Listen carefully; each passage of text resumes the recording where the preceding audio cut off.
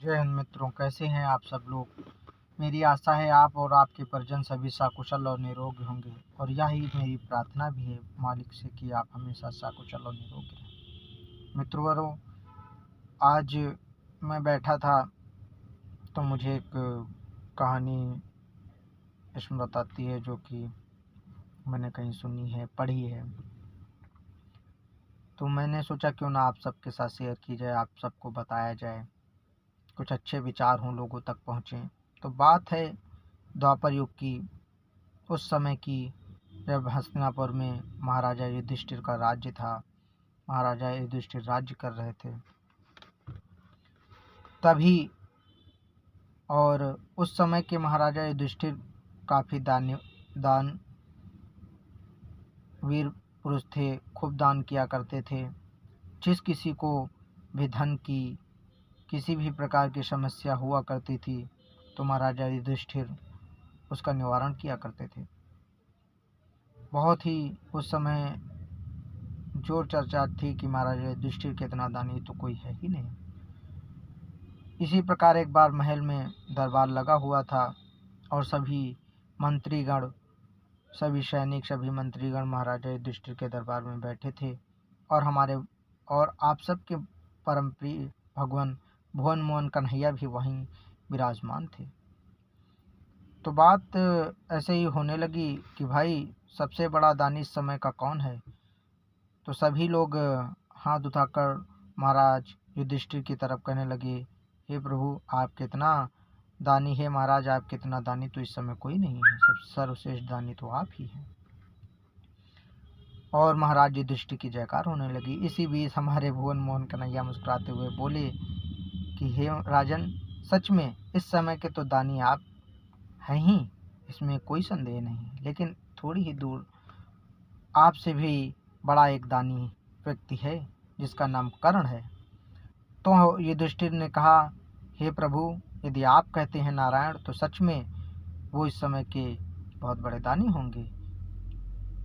ऐसे ही चलता रहा और युधिष्ठिर धर्मराज्य कार्य करते रहे, दान करते रहे।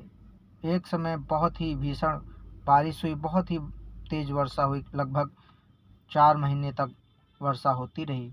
वहाँ के आसपास के तालाब, पोखर, नदी, नाले और जगह सभी जलमग्न हो गईं। तो थोड़े दिन बाद जब वहाँ सब पानी ही पानी भरा, तब उसी के कुछ दिन बाद ही एक महाराज युधिष्ठिर के दरबार में एक साधु आए, एक ऋषि आए। उन्होंने कहा, तो जैसे ही ऋषि ने प्रवेश किया महाराज युधिष्ठिर के दरबार में, तो युधिष्ठिर खड़े होकर हाथ जोड़कर उन साधु का सत्कार किया और बोले, हे प्रभु, हे ऋषिवर, आप बताएं किस प्रकार मैं आपका समाधान कर सकता हूँ, क्या शंका है, आप बताएं हमें। तो ऋषि ने कहा, यूँ तो मुझे कोई भी परेशानी नहीं, मुझे किसी प्रकार का दान नहीं चाहिए, लेकिन राजन, मैंने एक यज्ञ का अनुष्ठान किया है जिसमें चंदन की लकड़ी की आवश्यकता है। मुझे चंदन की लकड़ी चाहिए, अगर हो संभव तो आप दिला दें, दे दें। तो हंसते हुए मुस्कुराते हुए युधिष्ठिर ने अपनी सैनिक को आदेश दिया, जाइए जंगल में और जो है चंदन की लकड़ी का प्रबंध करके ऋषिवर को दीजिए। वहाँ उनके सैनिक गए जंगल में और खाली हाथ लौट के आए। बोले, महाराजन, हर जगह तो बारिश की वजह से पानी भरा हुआ है, चंदन की लकड़ियाँ तो कहीं है नहीं। तो युधिष्ठिर ने कहा, ठीक है, कोई बात नहीं, आप जाइए अपने राजमहल में, भवन में देखिए, कहीं ना कहीं बहुत सारी थी तो ले आइएगा। फिर वहाँ सैनिक गए और खाली हाथ आए। बोले, राजन, सभी तो ख़त्म हो गई हैं, जितने भी अनुष्ठान होते रहे बीच में बारिश की वजह से, जितने भी हवन होते रहे वो सब उसी में लग गई, नहीं है। तो वहाँ से जब गए तो साधु जो थे, जो ऋषिवर थे, वो निराश होकर जाने लगे और युधिष्ठिर ने हाथ जोड़कर निराशापूर्वक उनसे कहा कि हे राजन, हे साधु जी महाराज, हे ऋषिवर, मैं आपकी सेवा आपको नहीं दे सका, मुझे क्षमा करें। तो ऋषिवर ने कहा, कोई बात नहीं है, हम और कहीं देख लेंगे, और वो जाने लगे। तभी हमारे भुवन मोहन कन्हैया हंसते हुए बोले, ऋषिवर, इनसे ही थोड़ी, यहाँ से थोड़ी ही दूर पर जाइएगा और एक और दानी है जो इनसे भी बड़ा है दानी, जिनका नाम कर्ण है। तो ऋषिवर ने कहा हाँ, हमने उनका भी नाम सुना है, वहाँ भी देख लेते हैं। जैसे ही जाने लगे तो युधिष्ठिर ने कहा कि कैसी आप बात करते हैं नारायण, जब कहीं है ही नहीं तो कहाँ से कर्ण देंगे, तो और हम भी चलेंगे इनके साथ। ऋषिवर के साथ दोनों लोग भुवन मोहन कन्हैया और युधिष्ठिर रूप बदल के चल दिए। जैसे ही कर्ण के दरबार में प्रवेश किया, कर्ण ने हाथ जोड़कर और खड़े होकर तीनों लोगों का स्वागत किया और कहने लगे, ऋषिवर आप बताएं किस प्रकार का आपका आगमन हुआ, किस प्रकार मैं आपकी सेवा कर सकता हूँ। तो ऋषिवर ने वही बात बताई कि हमारे पास जो है, हमने एक हवन का, एक यज्ञ का अनुष्ठान किया जिसमें चंदन की लकड़ी चाहिए, हमारे पास चंदन की लकड़ी नहीं है, अगर हो सके तो आप हमें दे दें। तो कर्ण ने अपने सैनिक को आदेश दिया, जाइए जंगल में और चंदन की लकड़ियां लाके दीजिए। सैनिक गए और वापस खाली हाथ आ गए। वहीं खड़े हैं जहां युधिष्ठिर थे, खाली हाथ वापस आ गए। फिर उन्होंने कहा अच्छा ठीक है, कोई बात नहीं, अपने महल में देखिए। महल में भी गए, वापस आ गए खाली हाथ, कहीं नहीं चंदन की लकड़ी मिली। तो कर्ण तब ऋषिवर ने कर्ण की तरफ देखा और कहने लगे, कोई बात नहीं कर्ण, हमने भी आपका बहुत दान का नाम सुना था, कोई बात नहीं, हम जा रहे हैं और कहीं व्यवस्था कर लेंगे, देख लेंगे। तो जैसे ही जाने लगे, कर्ण ने कहा, रुकिए महाराज, रुकिए नारायण, आप तो जानते हैं कि सूरज जो है अपनी दिशा बदल सकता है, सूर्य उगना बदल सकता है, नदियाँ अपना प्रवाह रोक सकती हैं, लेकिन कर्ण का वचन जो है वचनबद्ध है। कर्ण ने जो कहा है वो करेगा। कर्ण के यहाँ से कोई भी निराश नहीं लौटेगा। उन्होंने कहा, तुरंत आदेश दिया अपने सैनिकों को कि सैनिकों जाइए, जहाँ हम और रानी जिस शयन कक्ष में लेटती हैं, हमने देखा है कि वहाँ की जो छत है चंदन की लकड़ियों से बनी हुई है और हमने उसकी सुगंध भी महसूस की है, और वहाँ की जो दरवाजे हैं, खिड़कियाँ हैं, वो आदि चंदन के वृक्ष की लकड़ियों से बनी हुई हैं। जाइए तुरंत उसको तोड़ के लाइए और ऋषिवर को दीजिए।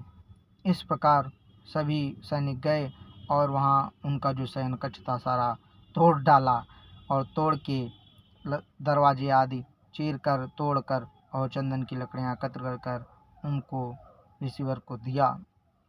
तो तब वो जाके जाने लगे और तब जो हमारे भुवन मोहन कन्हैया ने कहा कि कर्ण, ये तो एक दान भक्ति थी, देखने का नजरिया था, जो कि हमारे युधिष्ठिर के भी महल में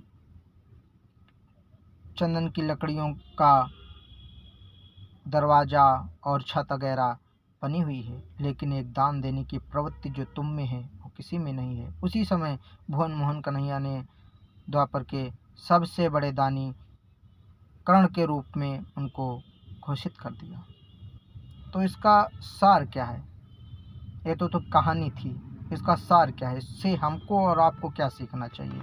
इससे हमको आपको ये सीखना चाहिए कि अक्सर हम देखते हैं जो हमारे या जो अपने सेवादार को, जो हमारे सेवादार होते हैं, अपनी चीज़ जो हमारे यूज ना आती है वो हम अपने सेवादारों को अक्सर दे दिया करते हैं।